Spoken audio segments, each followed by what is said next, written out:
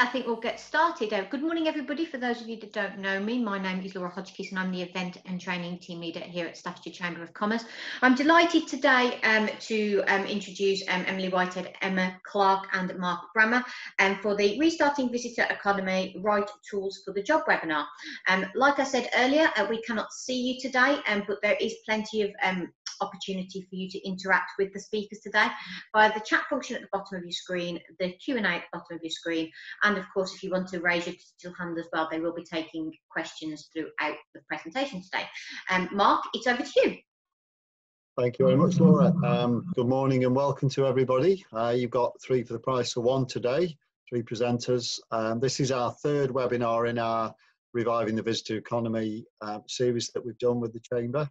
So very much looking forward to presenting today and talking all about the right tools for the job to get yourself ready and relaunch for the big relaunch in early July. About the presenters, Emma Clark. Emma's 20 years experience working in tourism, culture and heritage, and she set up her own business, TriQuest, which provides consultation, mentoring and guidance, and she's still specialising in cultural heritage events, festival markets, and Emma's recently completed a project to create commercial bookable experiences in places of faith across England. Emma is a funding specialist and she's worked a great deal with Heritage Lottery Fund and with Arts Council funding for her clients as well. Emily Whitehead. Emily's a coach, consultant and trainer, again over 20 years experience in marketing training. Emily works primarily with SMEs and micro businesses, helping them to tell their stories and create marketing strategies and collaborate. And she is currently an entrepreneur in residence at Staffordshire University and probably known to you locally as the founder of what was Simply Staffordshire is now Simply Great Britain, which is helping to put micro businesses on the map throughout the community. Myself, Mark Brammer, I've got X number of years experience in marketing and PR roles in the public and private sector. I've worked in local authority tourism.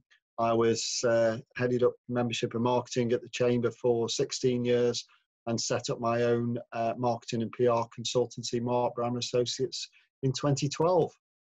All 3 of us have been involved starting in 2013 with the Destination Staffordshire Business Support Programme. And I know Andrea is here today from Destination Staffs, Andrea Salmons, who heads up Destination Staffordshire.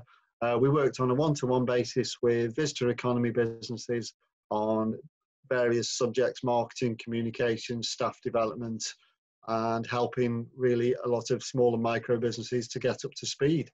So I'm now going to hand you over to Emily, who's going to start off the webinar today.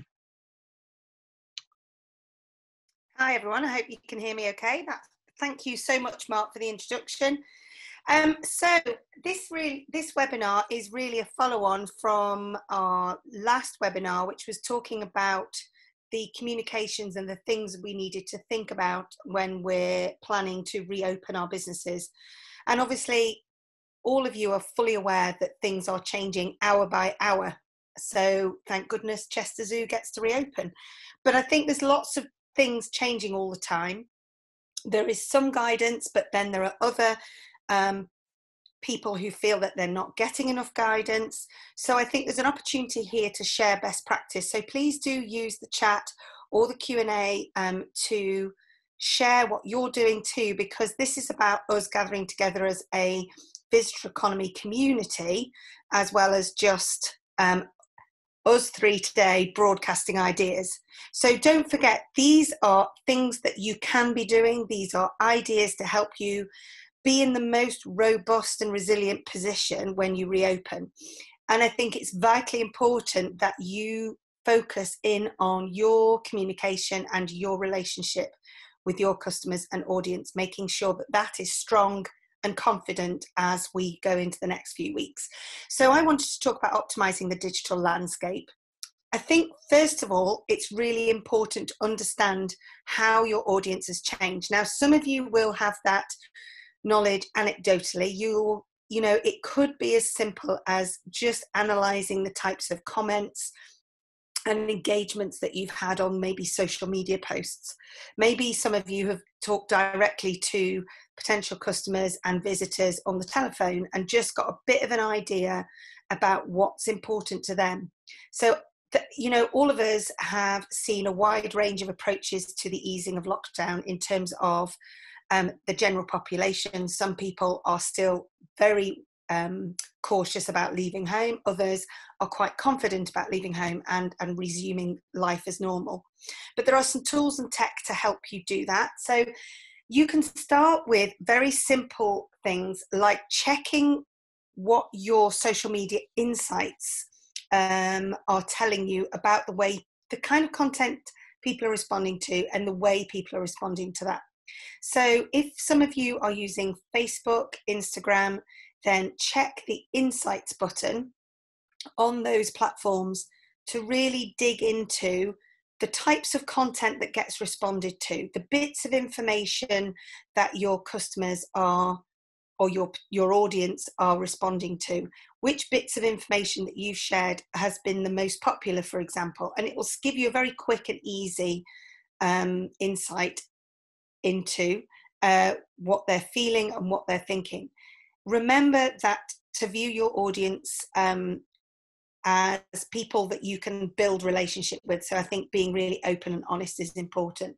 So that might be, you can also look at your Google Analytics on your website. So you can have a good look at what sort of journey people are taking through your website, the pages that they're most interested in, the things that they're clicking on more often. And you can also think about other analytics. So the analytics on Twitter accounts can also give you really good information if Twitter is a platform that you use. Think too about using the simple Google search tool. So if you are Googling or you use keywords and phrases that you think applies to your business, do that on a new browser. So if you generally use Safari, then use Chrome. If you generally use Chrome, use Firefox, so that you haven't got any kind of history mixed up in there. And start to search it using the words you think people are using and see what comes up. So it could be cafes in Stoke-on-Trent, for example, independent cafes in Stoke-on-Trent. You might like to see what sort of search results come up. But also if you scroll to the bottom of the page, you can see what Google's related searches are. And again, this gives you a really quick, easy insight into what sorts of things people are searching for. And do you notice, for example, that people are searching for socially distanced cafes in Stoke-on-Trent, or safe places to visit, or socially distanced places to visit, or COVID compliant places? You know, start to notice if this kind of language is coming into people's search terms, and then you can be ahead of the curve in terms of responding to that. And we'll talk in a minute about optimizing website for that kind of search, etc. The other thing to think about is just simply communicate with your audience. So use polls, for example. Both Twitter and Facebook allow you to use polls as part of your post content, and you can add a range of different questions. My suggestion would be is to keep that really simple. So do a different set of polls, just asking a yes or no answer. People need to do that quickly, or maybe just a couple of options. So for example, you could ask, what is most important to you? This or this? Especially if some of you are trying to navigate what's best to do in your business. So you will be able to gauge pretty quickly based on your audience type and your customer type what sort of activity they are looking for most from you. So they're using something like polls or surveys. Surveys, if you have an email marketing subscription list, you've got a list of people that you email regularly in your business, use surveys again to just say, hey guys, we are planning to reopen. These are the measures we've put in place. Please, could you give us some additional information? What is most important to you? Do you like this? Is this suitable for you, etc.? And using something like Google Forms is free and easy. If some of you are SurveyMonkey users, great, that's brilliant. But as I say, using something like Google Forms, you can create a very easy, quick survey for free and send the link to anybody that you need to. You could even share that link on a social media post too. So that's understanding your audience and making sure that you're using all the tools and tech you can to really dig in. The more, I mean, knowledge is power here. So the more you know about your audience, the better, because we can see national trends and we can see general ideas, but actually you knowing your audience is going to be vital. The next step is about optimizing your website. So I'm assuming all of you have websites. If you don't, we can talk about social media in a minute, but I'm guessing that all of you have got a landing space and a website, even if it's just a few pages. But it's important to start to optimize your website, i.e. make your website most responsive to the new types of searches that are coming through on browsers. So there are several ways you can do that. If you have a web designer or a web developer who works with you closely, then this isn't a really big job. Maybe if you feel technically cautious, you can ask them and have a discussion. But I think it's important you have the knowledge so that you can ask the right questions from your web developer. Otherwise, for those of you who've got access to the back room of your website, there are options here. So the first thing to do is probably find out what the keywords are and do a keyword tool, or use a keyword tool to find what keywords are being used. So something like moz.com, that's moz.com, have got a month's free trial at the moment, so that you could drop onto there for free and start to do some keyword searches, and they will tell you what is trending, what is being used more regularly. It'll give you locations, etc. So that's extremely useful. Think too about as I say, add this into the Google search that you've already done. Think about using something like Google Console. So Google Console is part of Google's wider suite of platforms to support website optimization. So there's Google Analytics, which tells you about the traffic you acquire, how people travel through your website, and where they land and why they bounce off. But Google Console will do something slightly different. It will check the speed of your website. It will check crawl errors. You don't need to worry about what they are if you don't know, but effectively places where the Google spiders get stuck, in layman's terms, and also any broken links or anything that is stopping your website from performing properly. And this really is important because you are doing all you can to be a good result in Google searches. Check too what your metadata is. Metadata is the general kind of labeling that has gone on your website for Google to read. So for example, if you hover over the top tab of any page on your website, a little white box will come up to describe what that page is. So if your home page says website address and then home, then that is telling Google absolutely nothing about your homepage other than that it is a homepage of a website. So this meta title needs to describe exactly what that page is. This is vital for those of you who followed our top tips last week and, for example, added a COVID statement onto your website. Does that clearly say this business name and a COVID statement? And that will give Google the confidence that your website has that information within it. The other bit of meta that you need to, or metadata you need to add, is make sure all your images are tagged. So these are called alt tags, alternative tags, and you can hover over any of the images on your website and check again whether a little white box pops up with the name of that image. And if some of you have added new images to your website with pictures of your socially distanced chairs and tables or your new outside area, then again, this is really important. Use an SEO scorer on your website too. So if you have got a WordPress website, make sure the plugin Yoast is added to your website. That's Y-O-A-S-T, toast with a Y. This gives you a simple traffic light system. That's really useful. If you've got a Wix or a GoDaddy website or a Squarespace website, all of those have their own SEO scoring systems. And this is about this is a short term making sure you're optimized, but also a long term game to make sure that you are constantly ensuring and analyzing, not necessarily changing, but analysing that your website answers the questions that your audience are asking on Google. You also need to think about your wider Google rankings. So how many of you are regularly updating and checking your Google My Business? So your Google My Business profile is the little box that comes up on the right-hand side if you put your website address into a Google search. That's the box with possibly a map, doesn't have to be if you're an online business, a map, reviews, messaging service, any of your linked booking sites, for example, if you're on booking.com, then it will also list that too.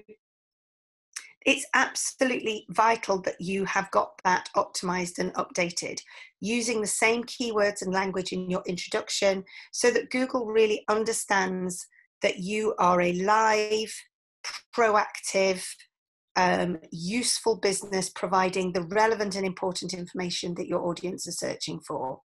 So make sure that you log into your Google My Business and ensure that your images are right, your keywords are right. You can also attract new reviews. So if you go into the admin area of your Google My Business, it will give you a link that you could add to the bottom of your email, or you could add onto the posts on your social media to invite reviews. Again, if you haven't had visitors for 3 or 4 months, but you know that some of your visitors from before that just didn't get around to reviewing, ask them now retrospectively, because having new updated live reviews on your Google search and your Google rankings will really be improved. So it's important to think about that. And also you can turn on Messenger now within your Google My Business as well as with your Facebook page. Don't forget social media. So I know that we talked about social media a lot last week. Social media is vital, not only because it's a way of communicating, but also can help your general optimization, your rankings in your digital landscape. So think about your bios in Twitter and Instagram and your about page on your Facebook page, because they essentially form the metadata or the meta title, just like your website, of your platform account. So for example, if you have used a particular phrase like 4-star luxury holiday cottage in Staffordshire, that's a bit dull, but you know, that bit of metadata is on your website, then make sure you're using that same phrase within your about page and bio, because it helps Google and other browsers to understand how your business is all linked up and that you are, again, a good, proactive, trusted website or business to go to. Again, use tools like Facebook's new COVID update opportunity. So when you post on Facebook, it gives you the opportunity to label that post as a COVID update. And again, as you reopen, you can give these vital updates, because I'm guessing that most of you are changing things as regularly as the information we're getting from the government. So if you've updated something, you can add it there. And that really leads me on to my last point, which is about adding new content regularly. Don't be afraid to continue to add lots of content. Step out in front of your camera, stand in front of people, video yourself with latest updates, include new blogs and vlogs, and that will again support your digital landscape and help you optimize everything you're doing online. So I hope that was helpful, and I'm now going to be quiet and hand over to the next slide. Thank you very much. Thank you, Emily. Okay, so I'm going to be talking about the technology that's at your fingertips and how you can run your business using the technology. I've been researching what opportunities there are for businesses to try and reduce the amount of hand-to-hand contact that might be made between guests and employees. It's amazing what people are actually doing out there and the growing technological developments that are available to you. However, I do want to say, before I say anything else, I'm not telling you to rush out today and change everything. But maybe when you're looking to upgrade something or develop something, or if you feel there's an area in your business that is not COVID safe, as they're saying, you might like to use some of the suggestions that I'll give you today. Due to the uncertainty of the changes in guests' needs at the moment after the epidemic, and accommodation providers need to review their existing services, offerings and hardwired setups to adapt to changes in the guests' experiences. To cope with the shift in consumption patterns, accommodation can make full use of existing online platforms to enhance interaction with customers. Post-pandemic guests are going to expect elements of a digital experience along their journey, meaning that everything from confirming the reservation up until checkout could possibly be done using digital tools. I remember I stayed over in America last year with work, and before I left here, they asked me to upload an app so that when I arrived there, I could link into their Wi-Fi. Very simply, it gave them my details, but also it meant that I was able to get into their Wi-Fi and use my phone for a lot of interaction with the hotel when I was there, and they could interact with me as well. I could update them on my estimated time of arrival and things like that. Every guest will expect some form of tech interaction now going forward. The extent to which accommodation, and in that respect restaurants, pubs, attractions, can offer this will determine their overall satisfaction. Easy, contactless check-in driven by technology could be a good start. Accommodation that only offers physical room keys, TV and aircon remotes, shared tablets or menus when ordering could be seen sometimes as careless and irresponsible. So think about ways that you could perhaps move away from handing things over and giving paper to people. Offering your guests an online platform where they can check in, they can order their food, they can change the channels, even open their curtains and doors. That type of convenience to your guests they will appreciate going forward. So before you start thinking about the technology once your guest has arrived, you need to think about how they're going to book their accommodation or reserve a table at your restaurant, or even a seat at your pub if you're going to restrict access. For an accommodation provider, many of you, I assume, will be linked to online booking platforms such as booking.com, cottages.com, Airbnb. Now, are they giving you the space on their platform to let customers know about the measures that you have put in place for their stay, to make sure their stay is safe? We've heard some fantastic stories, but if you're not getting the message out there, like Emily was saying, how is the customer going to know about that to make an informed decision to come and stay with you? Are these booking platforms squeezing you on your cancellation policies that perhaps will affect your income going forward? Or if they're providing a customer COVID advice, is it as good as the advice that you yourselves are giving and the processes that you yourselves are putting in place? So think about your own website, just like Emily was talking about just now. And do you have the capacity on your website to deliver online booking on your own? So that if guests find you directly through your SEO or through your social media, can they book online with you? One thing Checkins are suggesting that although guests want to limit people-to-people contact, they will want to speak to someone about the safety and about what processes you're putting in place. So they will most probably look to your online profiles to try and book direct with you, or even definitely to talk to you. But once the guest has booked with you, what other technologies can you use? First thing you need to think about is your Wi-Fi. Is it powerful enough to be able to implement all this technological advances?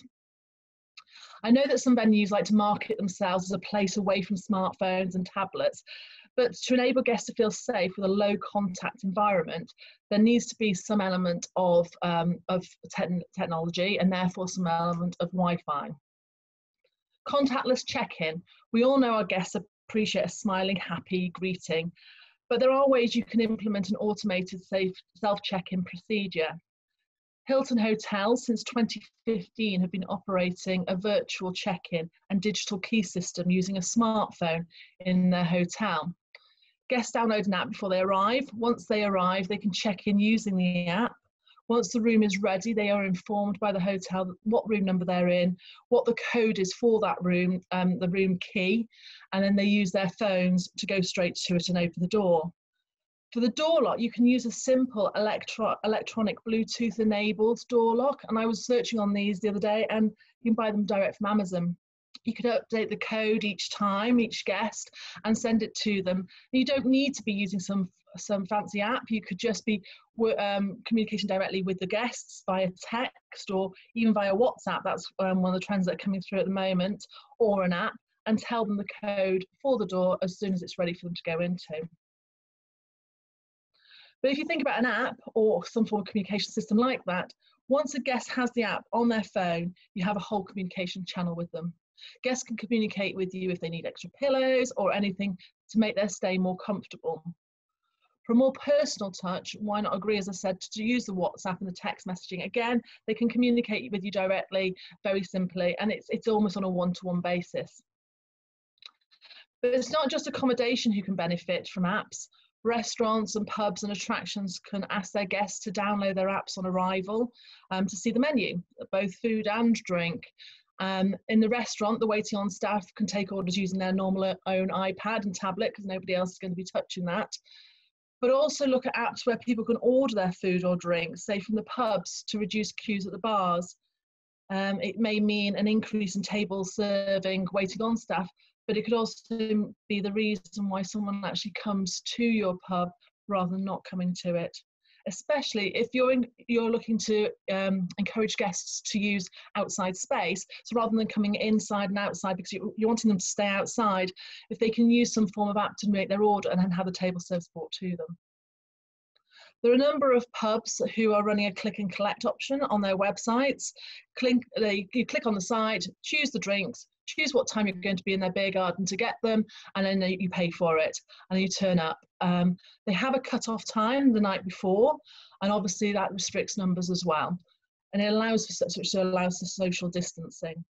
Attractions could use an app in the same way to get visitors to order their snacks before they get to the cafe. So when they're walking around the attraction or around the museum, so they can think, or fancy tea, or coffee, sandwiches, order via the app. And then when they get there to the cafe, the drinks or the snacks are actually ready for them. You could think of a system like they use in theatres. So you have a designated spot where your drink and your snack will be, and you can just go straight and get it rather than having to queue. Same could be used for online shops at the attractions and museums as well. The people can when they're sitting down, when they're resting, they can look at the shops and have it ready and all bagged up. So when they get to the shop, it's all ready for them. Again, they're not queuing. Technology exists to support the move to paperless rooms and digital interaction. Accommodation providers are using Amazon Alexa to control guest rooms. From controlling the television, it can change the channels, it can change the volume, it can move between Sky TV to Netflix, Amazon Prime. The Alexa can also do the lighting, switch lighting on, dull it, switch it off, and it can even be used to draw curtains as well. And adjust the room temperature. All this is stopping you from needing remote controls in the rooms. If you don't have Alexa, what about thinking about your guests, what they carry around with them all the time, and encourage BYOD, bring your own device, see, your smartphone. Guests tend to turn up with a smartphone, with a tablet, with their laptops when they go into the room. My husband uses his smartphone to control our smart television. So you can use them as TV remotes. You can use them for the light switches and then link into the hotel app, so they can use it for ordering food, their room services, and they can use it to communicate with you. And most of you have probably already heard of smart lighting. The Philips Hue smart lighting kits start from £26 in Currys and link directly into Alexas, Google Assists, and things like that. The guest does not need to touch the light switch. They just need to talk to it or talk to the Alexa or link it to their smartphones, and they can switch the lights on and off. Finally, touchless payment systems. We all know click and chip limits have been extended up to £45, but that really isn't enough if you're staying in a bedroom or you're going out for dinner. So can you accept mobile wallets or mobile payments, which have a limit of £100, and some even have higher. My son's convinced his is higher than £100. He's used it for other things. So you can get higher payments, or via some form of app, which the customer can link into their smartphone, pay it online, and then they've also got their receipt as well on their phone ready. So there's a lot of ideas to think about, and there's so much information out online. There's so many great case studies to use. There's technology companies all over the place at the moment showing what they can do and how they can get involved. Some of them, like I said, could be quite cheap and quite simple, and you don't need to do everything, just a few things. But like Emily was saying before, make sure you tell people what you're doing so they understand before they arrive and have an informed decision. So next I'm going to hand over to Mark, who will talk about optimizing your digital landscape. Okay, Mark. Thank you very much. Thank you very much, Emma. Yeah, the pandemic has given us time to stop, take stock, and think about our markets moving forward. And I think we've got to be very optimistic now and look at the opportunities that it's created. You know, all the things that Emily and Emma have just talked about, a totally new way of selling our business, and things that we can do to make the customer experience, enhance that experience, make it better, add things that we didn't have before. And it also gives you a great opportunity to work in collaboration with other suppliers at the moment to add to your offer. Thinking, for example, around the food and drink offering, you know, with food deliveries, with party packs, drinks packages, club in a box, that sort of thing. There's a lot we can do, and, you know, really want to encourage us all to collaborate, to help each other as a community, as a visitor economy community going forward. I like the idea of one accommodation self-catering that was actually doing a walks pack where they were supplying the maps and guidebooks for people, and they were actually asking people their sock size, so everybody had a really good, comfortable, hard-wearing pair of walking socks as well when they get to the accommodation, which I think is a fantastic idea, and it gives you something else that you can add to your package to sell on to people, and it all helps the bottom line at the end of the day, but it makes you feel like a caring accommodation provider in this case who's actually gone a bit further to make the experience fantastic for their customers. So opening up yourself to the local community, I think is really important at this time. There are plenty of groups around. There's plenty of forums through destination staffs, through all the local partnership groups, just through your local neighbours and friends and other businesses within your community. You know, get together online and see what you can do to enhance the offer there. If you are lucky enough to have e-commerce on your website, that's fantastic. Somewhere where you can have an online shop with options. But it can be quite a cheap solution to add that. But if you don't have that, don't worry. You can do it through your communication section on your website. You can do it through your social media, and you can use links for payment, or you can use the links direct to the other suppliers you're going to work with. So, for example, if you're working with a local restaurant that's doing takeaways, you can send a link straight through to that restaurant. Be mindful with your visitors as well that because of the high demand at the moment for takeaways, or when certain pubs and restaurants open, there's going to be a lower volume and higher demand. So if you're trying to get people to, if you're speaking to them about going to a particular restaurant or having food from a particular takeaway, you don't want them to be disappointed because they've tried to book when they actually get to your accommodation and there's no slots for the next 5 days. So it's something that you need to work with the other venues to make sure that you're well ahead of the game, and before your guests get to your establishment, that they've already got these meal experiences or drinks or party experiences, whatever it is, booked well in advance. So there's still a few weeks left, a couple of weeks left to do an audit of the assets that you've got around you. So what accommodation is there, what food and drink, what attractions are going to be open, what natural assets are there, the countrysides, the walks, the heritage trails, for example, that they can go around, what, you know, the culture of the area as well. Are there going to be any sort of limited events or cultural things that they can do at the moment? So I would urge you all to engage the community, as I talked about there. Take advantage of any funding at the moment that's out there. You know, if you did want to upgrade your website, or you did want to add some extra tech at the moment, there have been discretionary grants as well as the other government grants that are available. So, you know, have a look at the funding.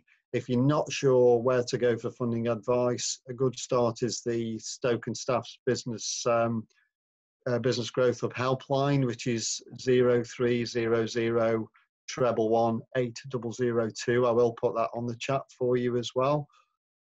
Create incentives and rewards around your website, around your social media, to try and build your brand loyalty.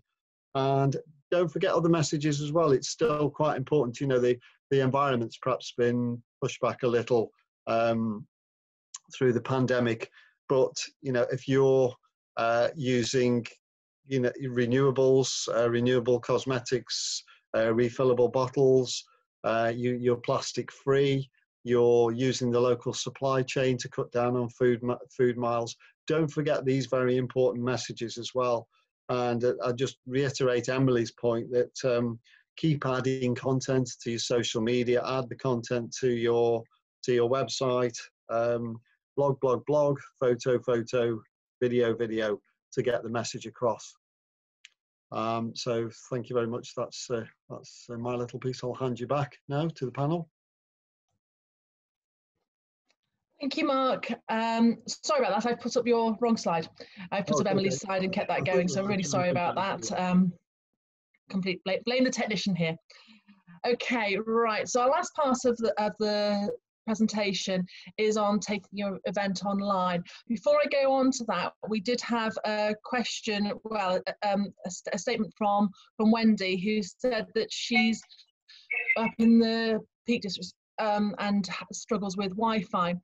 Some of the things I was talking about, if you think about using smartphones, a lot of guests, obviously on the smartphones, a lot of people nowadays are having unlimited data on their phones, or quite a high amount of data. So they will be using their provider rather than necessarily your Wi-Fi. So they could perhaps use systems linking to you. The doors that I was talking about, the door locks, that's through Bluetooth. So you just need to give them the code and they can get the Bluetooth then to and from the door locks. So that's just a link that's made through there as well. And like you say, other things that won't work, but there are things that can. And if it won't work, if your Wi-Fi is not good, then that, as Emily was talking about before, you just need to tell them that's, you know, we can't put certain things in place because of X, Y, and Z. You know, your menus, you could put your menus on the television, so you don't have to leave paper copies in the room, so lots of people aren't touching paper, or you just put a fresh menu in the room and advise a guidance pack each time. So, and again, tell the guests that. Okay, so the last thing we're going to talk about is events online. So during the year, there are many events that should have happened, many events and festivals, and many who this year have had to cancel or are asking themselves, should they still go ahead if they're booked for September, October, November. I know Mark and I've been discussing that on one that he's running as well. I was really inspired back in very early April when I was on a networking Zoom meeting, which included a lady who ran a literary festival every year at the end of March. So you can imagine what went through her head midway through March. And with a week's notice of everything closing down, she took the event from an outside live event to an online event, and she still managed to run it commercially. I think she said she made about £100 and that was it. She did cancel some of the events, which are going to be held in September at the moment, and they will be held live. That's her plan at the moment. But I always found her very inspiring, that she managed to just literally just turn this event around.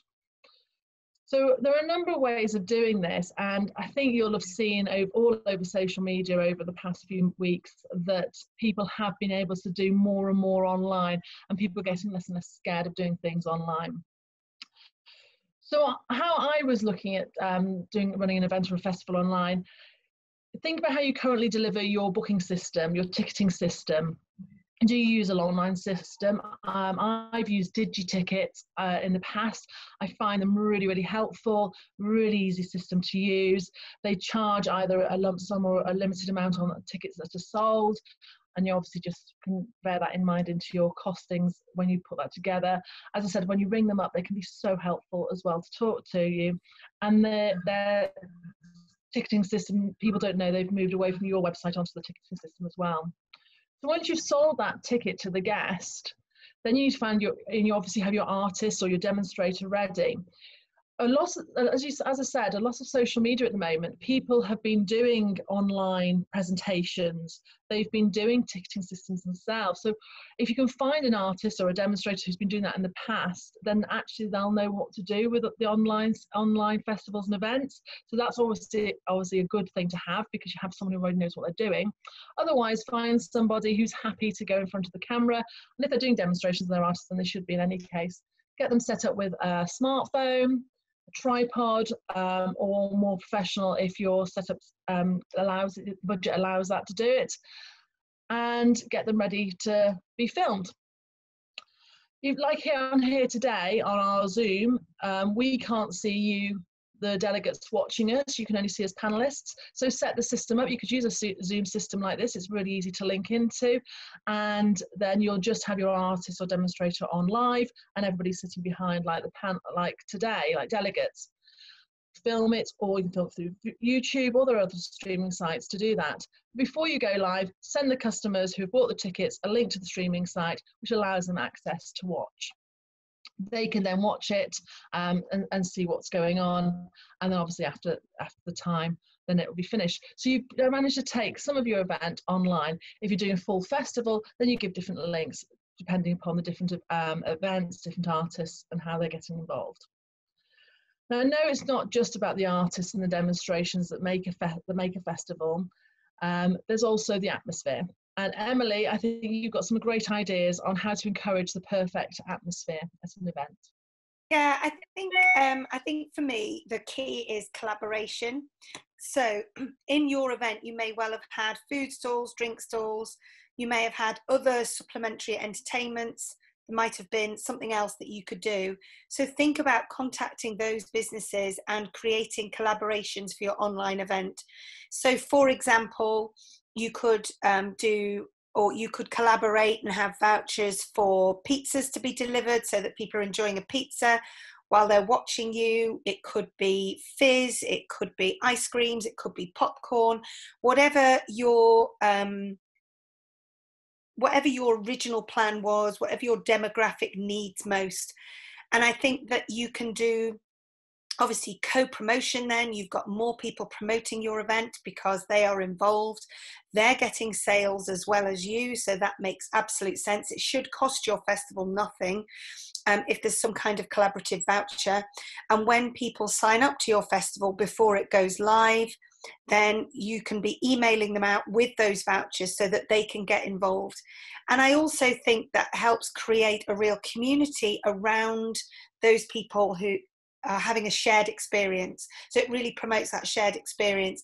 If people have got that hashtag that they're using and they're all chatting about it on Twitter or on Instagram, they can be hashtagging or sharing their own images of eating that pizza, drinking that fizz, enjoying that beer, popcorn, etc. So I think collaboration is absolutely clear.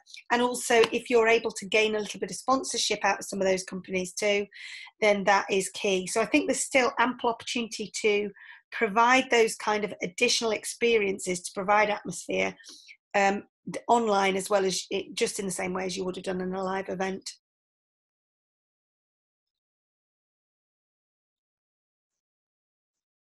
Great, thank you. Okay, so we've now finished our presentation. So are there any questions? Anybody who'd like to ask any questions? You can raise your hand at this point and ask it live, or you can type it if you feel shy. Yeah. Is there anything anyone's got? Is everybody ready to open as soon as we can, the 5th of July, 4th of July even, or sooner for some people as well? There was an article that we put on the Staffordshire Industry Facebook page the other day that pubs might be able to open sooner. So is everybody ready to open as well? That's interesting, Emma, actually. So I've heard from about 3 or 4 different sources about pubs being able to reopen on the 22nd of June. Yeah, it's not been confirmed yet, but it has No, been. it hasn't. So with a large beer garden, isn't it? I think.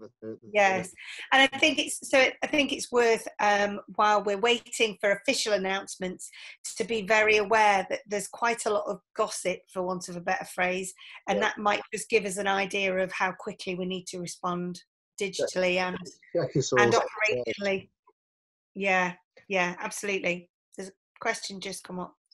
Yeah, Wendy was just asking if there is any way she can see the videos that we've shown in the past. Yes, they are. Mark, where are they on the Chamber website? Do you know? I'm not sure. Laura's online, Laura from the Chamber. So if you could type in, Laura, where those video links are. Yeah, they're on the Chamber website and they all sit on there. Yeah, so hi, I didn't want to interrupt you all, sorry. So it's literally under events. So basically if you go under the events tab, there's literally a separate tab there, but what I'll do is I'll just pop a link in the chat at the bottom. Great, thank you very much. Okay, Wendy, I hope that helps you. And obviously our email addresses are all here if you have any questions and you want, once you've read through the watch the videos, you can link those and give us a shout if there's any extras that we can help you with. Yeah. This is going up with the archive as well. This webinar is, so if there's anything you want to back on, it's all there. I think I'd just like to add. Sorry, Emma, I would just like to add as well that there's opportunity for you to have conversation beyond these webinars. So obviously you've got our email addresses there. There are other webinars. The Chamber has got a whole program of webinars if there's specific things that you need to dig into and challenge by in your business. There's also the tourism Facebook group run by Destination Staffordshire, and that is a Facebook group which has got quite a lot of conversation going on in it. If you've got particular challenges or you want to share best practice, I think that's an ideal place for you to visit, because we all are having our own ideas, we're getting stuck with things, and we also, some of the suggestions that have been made today, you might like to discuss with other people and say, have you tried it? I'm worried about trying it, can I, all those sorts of things. I think it's really important. There are also other places that are running webinars and giving out information. Visit Britain and Visit England are posting on their website with additional information that's coming out as and when. So there's an opportunity there for you to keep in contact, and signing up to their email subscriber list and getting alerts is probably a good idea. Staffordshire University are still running a range of webinars. There's one, in fact, tomorrow, and they are on a range of different subjects. Again, not necessarily visitor economy specific, but certainly full of ideas about how to manage lockdown easing in any small business. Okay, so just before we leave, Laura has just put the link up on the chat if anybody wants to copy that. So they've got that to link into going forward. And we are nearly finished, I think. Is there any other questions to come up? I've just managed to completely learn that chat. Okay, anything else anybody has any more questions? No? Oh, nope. Okay, if we're all finished, thank you very much and good luck, and I hope we've been able to help you. Yeah, good luck everyone. Thank you very much. Thank you. Bye.